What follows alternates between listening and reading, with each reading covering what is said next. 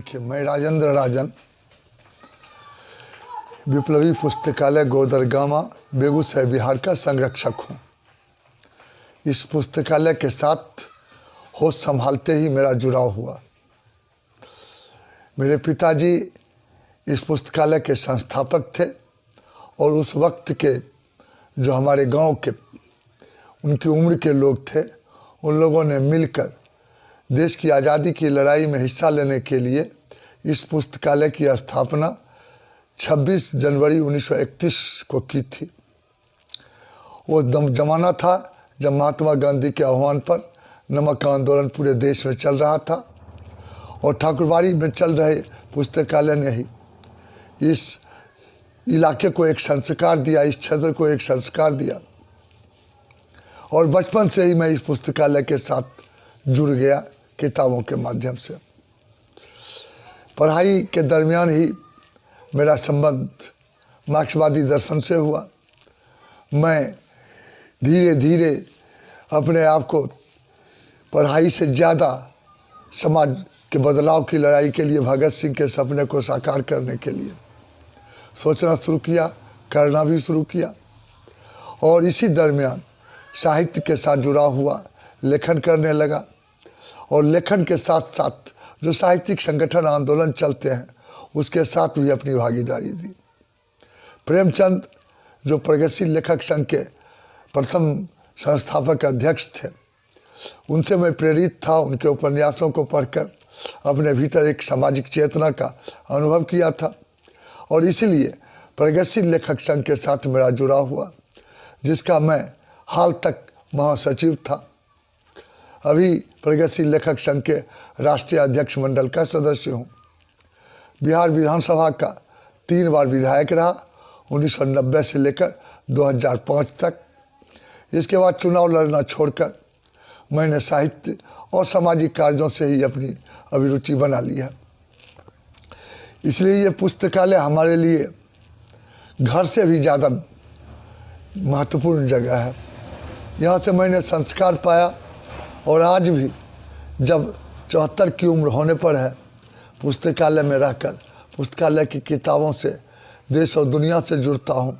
और आधुनिक तकनीक के माध्यम से पुस्तकालय जो आज संपूर्ण भारत में एक अपनी पहचान बना चुका है, यहाँ रहकर उसे और ज़्यादा मजबूत और समृद्ध करना चाहता हूँ। इस पुस्तकालय में जो 1931 में बना था, इसके लिए मेरे पिताजी ने ज़मीन दान में दी थी। दमन चक्र चले, सामूहिक जुर्माने की राशि वसूल की गई और वो सामूहिक जुर्माने की राशि जब वापस की गई, आज़ाद भारत की सरकार जो अंतरिम सरकार 46 में बनी, तो उसी पैसे से इसका एक भवन बना था। तो ये खंडहर हो चुका है और तब जिलाधिकारी ने इस खंडहर को एक इमारत दिया जो आज आपके सामने में है कि 3 मंजिला भवन पुस्तकालय का, ग्रंथालय का है। और यहाँ चूँकि केवल किताबें ही आदान प्रदान नहीं की जाती रही हैं, वाचनालय में ही पाठक नहीं आते रहे हैं, यहाँ बहुआयामी तौर पर सांस्कृतिक केंद्र के रूप में इसे जो निर्मित किया गया, इसलिए सभागार की जरूरत पड़ी। तो मेरी भाभी ने 3 कट्ठे ज़मीन दान में दी और विभिन्न लोगों के सहयोग से, जन सहयोग से यहाँ आज 3 मंजिला एक सभागार भवन निर्मित है, जिसमें एक बड़ा ऑडिटोरियम है, अतिथि कक्ष हैं और कई कंप्यूटर सेंटर यहाँ इसी भवन में चल रहे हैं। इस आधार पर 2 खंड में इसका भवन आज इतना महत्वपूर्ण बन चुका है कि देश के कोई ऐसे साहित्यकार, विचारक, विद्वान नहीं है जो यहाँ नहीं आ पाए हों। राज्यपाल AR किदवई आए, मुख्यमंत्री नीतीश कुमार आए। 2003 में डॉक्टर नामवर सिंह और कमलेश्वर के साथ 250 पूरे देश भर के लेखक यहाँ जुटे थे और 3 दिनों का यहाँ राष्ट्रीय सेमिनार चला। विदेश से भी कई लेखक साहित्यकार आए थे, जापान और बांग्लादेश के भी लेखक साथी यहाँ आ चुके हैं। इस आधार पर यह पुस्तकालय एक जागरूकता का केंद्र बन गया। प्रभाष जोशी जो जनसत्ता के संपादक थे, कागज कारे में इसके बारे में विस्तार से एक लेख लिखा और इससे पूरे देश के लोगों के भीतर एक पहचान बनी इस पुस्तकालय की, और एक पर्यटक केंद्र के रूप में, दर्शनीय स्थल के रूप में इनके इस लेख के कारण लोगों का अनायास आना शुरू हो गया। फिर कमलेश्वर ने हिंदुस्तान में एक लेख लिखा और वो पुस्तकालय के ऊपर आधारित था। इसके बाद दर्जनों लोगों ने विभिन्न पत्र पत्रिकाओं में इसके ऊपर लेख लिखे और सभी भाषाओं में इसके बारे में लेख लिखे गए। आपको जानकर खुशी होगी कि यहाँ जितनी भाषाओं के लेखक आए थे, अपनी अपनी भाषाओं में अपने अपने प्रांत में जाके लिखा कि अगर कुछ देखने की चीज़ है बिहार में, इस देश में, तो गांव में एक पुस्तकालय। एक IAS अफसर, उन्होंने कहा मेरे पिताजी महाराष्ट्र से यहाँ आए थे और उन्होंने कहा तुम बेगूसराय चुनाव पर्यवेक्षक बन के जा रहे हो, तुम उस पुस्तकालय को जाके देखना। और वो यहाँ आए और इतना प्रभावित हुए कि महीने में 3-4 बार यहाँ आए और यहाँ के जिलाधिकारी को इस पुस्तकालय को संवर्धित करने के लिए प्रेरित किया और उनके कारण इस पुस्तकालय को 20 लाख रुपये का अनुदान मिला और जिससे इस पुस्तकालय का उन्नयन हुआ। हम लोग 2 बार एक बड़ा कार्यक्रम करते हैं। एक है 23 मार्च भगत सिंह के बलिदान दिवस का, इसलिए कि भगत सिंह का स्टैचू यहाँ लगा है। भगत सिंह के नाम पर इस पुस्तकालय का नाम विप्लवी पुस्तकालय है। और सज्जाद जहीर जो इस प्रगतिशील आंदोलन के रहनुमा थे, उनके नाम पर यहाँ का वाचनालय है।